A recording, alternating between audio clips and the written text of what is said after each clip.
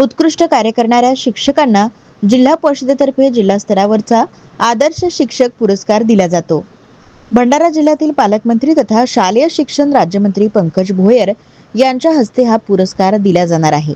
मात्र या पुरस्काराचा सोहळा कधी होतो याकडे शिक्षकांचे लक्ष लागले आहे। जिल्हा पुरस्कार देण्यासाठी मुख्य कार्यकारी अध्यक्षतेखाली समिती गठीत करण्यात अधिकाऱ्यांच्या आली होती आणि समितीने शिक्षकांची निवड करताना अध्यापनाचा अनुभव, शैक्षणिक पात्रता, साहित्य लेखन, शैक्षणिक साहित्यांचा वापर, राबवलेले उपक्रम, विद्यार्थ्यांची शैक्षणिक तयारी, कोणत्याही प्रकारचे खाते, चौकशी किंवा पोलीस स्टेशनमध्ये नोंद नसल्याची खात्री करण्यात आली आणि शासन निर्णयानुसार 20 निकषानुसार गुणांकन देण्यात आले आणि त्यात शिक्षकांची शैक्षणिक व व्यावसायिक अर्हता, संशोधन कार्य, सामाजिक व शैक्षणिक सांस्कृतिक क्षेत्रामध्ये प्राप्त पुरस्कार, लोकसहभाग, स्वतःचा प्रकाशित ग्रंथ, साहित्य लेखन, मार्गदर्शक म्हणून केलेले कार्य आदींचा समावेश आहे।